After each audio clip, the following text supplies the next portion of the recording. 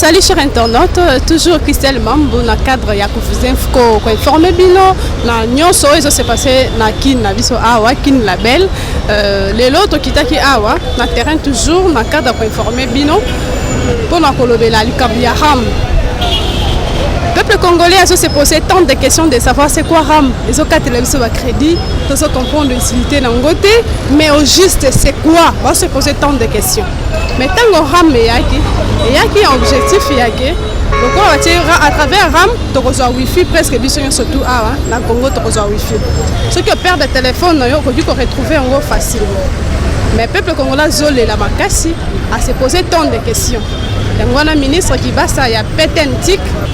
Tout le monde qui a une question, après ça qui a une raison valable, après ça qui a une raison, et continue de convaincre le peuple congolais concernant RAM. Alors à travers RAM, nous avons un pourcentage, c'est-à-dire taxe, et ils ont aidé les sous sur la gratuité et l'enseignement. Après ça qui suspect, par raison de sous, ils ont qui me crédit, mais après ça qui a rendez-vous, il y a les lots, après les sous pour expliquer, pour expliciter le peuple congolais concernant RAM. Mais malheureusement, je sais bien que le rendez-vous est reporté. Yango, tout ce qui est journal, les lobos étaient sur le terrain pour nous consoler le peuple congolais, toujours la voix du peuple, Toyo Kaye, comment est-ce qu'ils ont trouvé RAM comment, et puis dans la raison Oyo, ministre qui bat ça, il y a Petentik, pour ça qui pour la RAM, ce qui est valable ou pas. Toyoka qui peut te montrer qui même si na ba Toyoka qui na ba radio information que ministre alobaki que RAM ezo contribuer na gratuité d'enseignement yango to ntoye ba existe l'état alobaki gratuité d'enseignement est-ce que alobaki que bakata ba crédit pour ekota na gratuité d'enseignement to ndenge yango to linga toye ba que gratuité d'enseignement eza ya soto parce que ba ministre ba kongo kosa que mbongo ala o ba kata ba crédit comme kota kuna yango so ba passe makati ma to lingine ministre wala longa parce que ba komi ko yiba biso ba kongo to ala passe ba yiba biso so ba so passe ba betina de fala longa nde ba luka o aza compétent pour ça musala ka cha Congo o beza na pour la biso ba congolais loko ba bengi na ram to mona na bénéfice na ngona onte parce que mbongo la biso za na passe ram ngo za na nini ram bien si to za ba taxe to yebi ke to futa na Congo taxe ngona ya ram ngo to linga ona te ba longa biso na taxe ram parce que zo mona mutaza na passe yo zo ba biso passe tande to na boye na mbongo la biso ba isale za te ba jeune ba souffrir bataxe ya ram mango bon bénéfice ya ram mango to bino ram nanu elonga nanu eloko na ba bengi na ram elonga parce que to yeba bénéfice nango te biso to souffrir pour na ram bon et comme su kokota suma ramsu na kati o gratuité d'enseignement koti na ram en tout cas eloko na ram ezo pesa flou ba longa na ba banana ko longa na mimbe ko na ba bengi na ram soki ram elongwe na sima ngo ba landa ministre o ba ngo ba solution ko zamana ngo facilement. Oui bonjour Ndeko. Bonjour maman. Bon comment ça se combo? Bonanga Dieu donné ngoi. Oui, merci beaucoup, monsieur Dieudonné. J'espère que vous êtes au courant d'actualité. Mercredi, il y a un ministre qui va ça pour retourner ma cambo ya RAM. Parce que les RAM, j'espère que vous êtes victime ya RAM. Ils ont crédit. Alors, que ceux qui ont bongo, ils ont contribué. Ils ont contribué à la gratuité et l'enseignement ya bar en abisso. Selon le peuple d'abord, au juger comment la décision on a un ministre qui va ça. Ministre na kota la bien à Kosi parce que gratuité et bandi avant RAM et bandi otambola kaka bien mais il faut batu naye et financer combien na katia gratuité wana transabilité ya mbongo wana oyo zo kende po e financer wana et salami lolenge nini et puis deux alobaki auparavant que bando kata ndambu mais auto comme on a et que c'est là oya lobaki parce que premièrement ngai naza victime na ba na tsaki ba crédit o ba sengaki presque 117 unités na tiebo ba kati nyoso ezala ki lokola ke na futaki mais par après et c'est même pas un mois na komo tsape ba komo kata mais vous voyez que eza lukuta azokosa en tout cas balongola nde ya ram wana je ne vois pas intérêt oyo azotingama ke eloko wana ezala eza eloko ya koescroquer bato ça se voit à l'œil nu ke eza lukuta po soki azalaki muntu ya malamu koma ye aza pour le peuple mais bapeuple wana bazolela bien ke balongola eloko wana mais ye atingami nango mpona nini D'accord, merci Ndeko. Oui, bonjour papa. Bonjour madame. Ok, Comment on a Marc Tchassa? Oui, papa Marc, tu es sur terrain pour nos solo là. Le peuple d'abord, peuple congolais. Concernant RAM, peuple congolais, les lignes RAM. Ils ont 4 crédit, les sous crédit, comme préféré, méga, WhatsApp, audio ainsi que appel. Si le ministre a lobby que RAM, moi, pambate crédit, pambate. Ils ont contribué plutôt à la gratuité et enseignement. Il y a un qui sur le terrain pour nous recevoir des responsables tels que Bino, ceux qui sont pour ou contre, pour ce point de vue concernant la décision du ministre qui basa. Bon, au fait, le bélier ministre, tout lundi, on a l'Assemblée nationale. Quelquefois, ils ont perçu des remords dans le sens où le chef de l'État, le Baki, à soutenir la gratuité. C'est-à-dire qu'il y a des moyens au chef de l'État qui déjà pour la gratuité. Mais pour la situation arabe, nous vivons dans une pauvreté extrême. Le peuple congolais a des moyens. Tous se pèlent la taxe.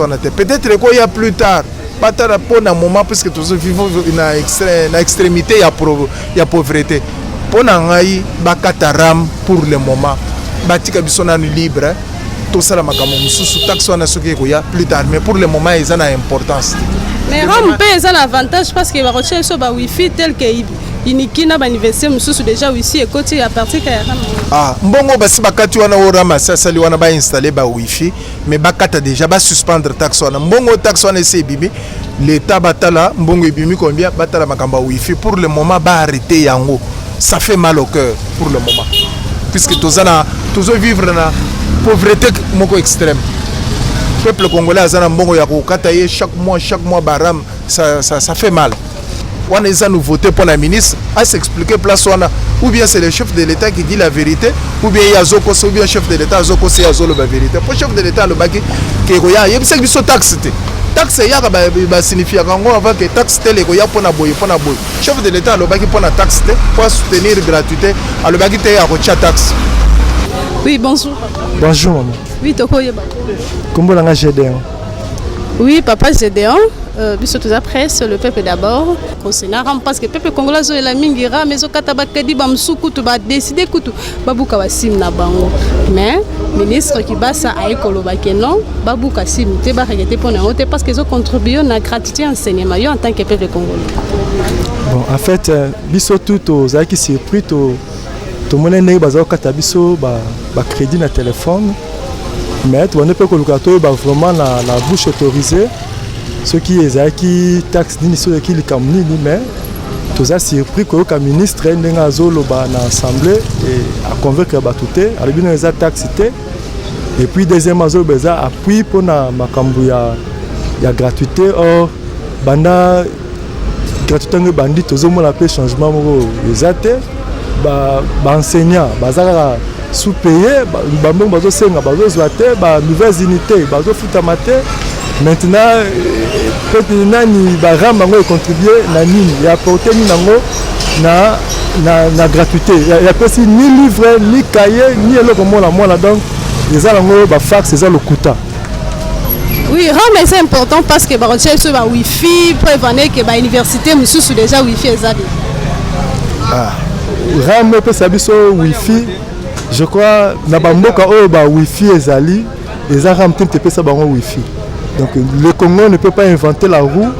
La roue a été déjà inventée par les Chinois. Donc quand vous avez que ndenge tolanda bande comme suso bacha ba ndenge bacha ba wifi est-ce que ba passer na RAM tête surtout ça pour ça to pesa ba wifi eza mala eza ma bête eza malamu mais total ba mboka mususu ba pesa tu wifi ndenge nini je sais pas to ka ba voir to pesa tu wifi to comme to mabona ba lokuta o RAM mais eza lango ba lokuta ba pesa biso vraie raison tu le tozozela. Comme c'est un dossier en cours, tous les là, ceux qui ministre royal sous parce que tous les le vendredi, sauf vendredi à yote, Nicolas Roya, pour l'année pour tout vraiment ceux qui la motivation en ram les apenzani. Oui, ministre qui basa ayete bazeli lelo aya quitté pour nous expliquer peuple congolais malam aya quitté mais j'espère que va reporter rendez-vous yango. Siko pour na bino peuple congolais ramango balongola na bango ngo to basani. Do bolingi ngo te ou bien c'est basala. En principe, biso to kasene que eza taxe parce que taxe mutarobo ya taxe té. Mettons déjà ministre a lobby que eza taxe té. Donc c'est déjà comme il logo mususu donc c'est qu'il faut pas expliquer biso et toujours ça la nini. Ezate que bo ça logo moko inconscient logo ça lo yebité. Faut to yeba toujours ça la nini. Faut expliquer biso clair logo eza taxe té. Taxe c'est obligatoire. Logo eza taxe té c'est que les obligatoire il faut expliquer biso toujours ça domaine nini toujours ça la nini. Oui, eza taxe parce que à travers RAM sur mon petit téléphone, ma côté qu'on retrouve le téléphone à travers. Quelque part, ça fait quand même important. Il n'y a pas un témoignage où déjà Moutabou ça qui téléphone et par RAM à retrouver. Si au moins on a cette information là, bon, toko ma boko. Si tout le monde que peut-être échantillon mon que non biso, tout le monde sait téléphone, mais voilà par RAM tu récupères le téléphone à biso. Ah, là on va acclamer. Du moins $1 dans la coopérative ça le lot, mais pour retrouver le téléphone à $150 plus tard. Et vous allez la gagner, mais ce que ça pour la noter, c'est moins important c'est la noter. Merci beaucoup Ndeko. Oui, bonjour Ndeko. Oui, bonjour madame. Beaucoup de la cache n'est pas. Le peuple congolais est comme madame. Ok, merci. Nalongoli pour na respect à Bokonjambo ya président na biso Fosti Béton. Heureusement que ça n'a pas après. Ok, interview. D'accord. On te connaît pas comment? Oui, comment on a eu Mbangi Jires. Ok, mais c'est Jires. Tokiti a pendant solo là na peuple, les peuples d'abord, peuple congolais concernant Ram. Oyebi malamu Ram ndenge zo tunisa. Ouais, na yebi Rami bien, Rami wana na yebi ngo mais to ko mona ngonde. Donc Rami wana to ko mona ngo na moment où on est déranger biso makasi to ba Rami wana kala. Et non ko le biso mo unité babilti mo mike mais na moment où aux unités à 5000 francs de nyonso que donc ce n'est pas possible. On a peine en côté on a évité bakonza mboka batela biso na makambo Ramwana pour Ramwana ils ont dérangé peuple makasi tout la difficulté makambo belé au bakosa pour na mboka oyo alors yesu makambo Ramwana ba crédit au kende do ndeti ngane na bola so mana su crédité donc si mi coûte sikara ticket sikana téléphone pour a moni kana besoin na ngai nde abenga nga mais pour ngana benga batu mususu na benga kana ngate umene sana ngata ma mega ya 500 pour na crédit pene 1000 francs 2000 na kotsate et puis oh là on est na lo baboye maman oh là 5e franc de sim si mais liboso na tena peut-être na kotsara mega date ya liboso et kati deuxième sim RAM akati troisième sim yana bagi cette fois-ci na lotika makamba ba réseau na sika la ndenge wana. Oui, Ndeko juste boité mais ils qui ne pas battre parce que ministre il y a pétentique qui bat ça à l'obaki qui est ceux qui bakata biso qui ramakata biso peuple congolais ba crédit bon ils a pas battre parce qu'ils ont contribué à la gratuité enseignement ya bana biso te babilo kwana ezo kenende de bato o ba bénéficier maram o eza bato ba université ba o sala kuna ndepe pe eza te wifi o sala kuna eza yesu kapeka kuna ya pa na biso te so daki ya wifi la pona mutu nyonso peuple atanga pe na téléphone nga ya Android na kosa la photo partager wifi o ya biso nga pe mais ezaka pona mama ba université ne kuna ba sala makambo ya biso te to lingi makambo ramo te balongola ngo bato ba maramo Congo nanu Congo d'abord na Congo na vie sociale mamaramo ezana mupanzi bakipena mamaramo na nte et pesa na pasi na mboka so otana na mboka o neza boto souffrir banzela ezate kolia kutu ya peuple kutu o souffrir ba le mamaramo wana mutasomi crédit na ya 500 abenga ndeko na mboka mundele azui allié yango siko poto lo banini nan force wana eza ya nani force wana eko ya nena président ya mboka na biso faute ya baramu wana yoko ya kande de la président o ya Congo ndo yele mtu azo permettre babuzo ba o sala mamba baramu do elongwa Ram pesa mabete ba bi à travers Ram so père de téléphone qu'on retrouver non rien nga pona nga d'accord na ngote ke non mamba baramu wana soki o téléphone ebungi combien de personnes ba bungi ba téléphone à Congo combien de personnes ngai moko combien de téléphone na bungi parce que ndela kité Non, nakanela ngo ndenge nini, nakanela ngo par rapport à nini pour téléphone ndenge bungi. Na dessin ekei na soki si blanche au moins na somi simi mususu na tie. Ba mindele ba réseau ba Vodacom, ba Tigo, ba Orange, ba Fricel, ba ngonyoso, ba longwe ba ram wana to wana bezo ba ram wana te. To lingi na ngote hein. To lido ba ram wana te soki pona ba ram wana to yango moni peuple azo to mora tan ngonga nyoso po to na besoin nu mboka o ezana nu calme. Balobaki na biso peuple d'abord. Et le côté babaki na nu peuple d'abord ti le sikoyo peuple d'abord to vivre en côté. To vivre peuple d'abord te. To vivre d'abord te donc ngakutu donc moni ngakutu na lobi moye. Bon pour ça na musala zuma répondre à mon na lo ba mona na émission boye mais à part ça na ko lo ba buzo bote pour ça bato baza ba place wana baza batangi faut pas ça la makambo ya bato batangi. Bonjour Ndeko. Bonjour. Oui toko e ba kombo. Lipas. D'accord, Ndeko na biso Lipas biso toza les peuples d'abord chaîne de biso YouTube. To tamboli pona oyeba. Comment est-ce que bozo bomona Rome ondenge ni Rome ozolo bama mingi pepe kongola zolela. Parce que pona yo omoni ondeni parce que nde bozolela Rome ezo kata biso mais ministre qui basa ministre ya petentik alobi que non ezo contribuer na enseignement na gratuité enseignement. Parce qu'on a joué battre d'après bino ba peuple bomoni décision na ndenge na ngai Rame ngana soma sime Vodacom nazo solo la bien. Tango Rame bandi okatanga crédit na check crédit ya 1000 francs bazo yebsanga ke etika na futa crédit ya 28500 francs na yeko za 18000 francs na check crédit possible wana batebele bayebinga na kokobungisa ngote na 18000 francs na check crédit nyonso ti lelo Rame zo katanga fo sunda baksa su crédit ya 10000 francs de nazo tuna lokola bon mboka yango biso ba mususu to tanga te nazo bula moto na banda suko sela Rame musala ya crédit kaka ya pamba na chia crédit ya 50000 francs po batikila nga sim nangeza la libre na sas nini nafuta maga wapi na sala ka wapi ça fait la cadre pe ya sécurité parce qu'à travers Rame ceux qui ont bon si téléphone ko retrouver en te soki kuna naza na posa na ngota ta besoin numéro nanga balunganga na ligne na nombre ya personne yana na ko pesa numéro nanga balungulanga kuna naza kuna te yangai ke toza kokoka te mbongo eza na mboka te nga ange nanga ona ko banda ko chia crédit ya 40000 francs sas nini objectif na yo balongola Rome na balongola na course nanga toza na to lingi yango te ngate bato be to lingi yango te balongola yango soki yenda za na posa nango atika nango ye moko. Merci beaucoup. J'espère que ebi Rame malam. Ouais. Et pour na yo Rame ça avantage ou des avantages. D'ailleurs ministre ça lokuta.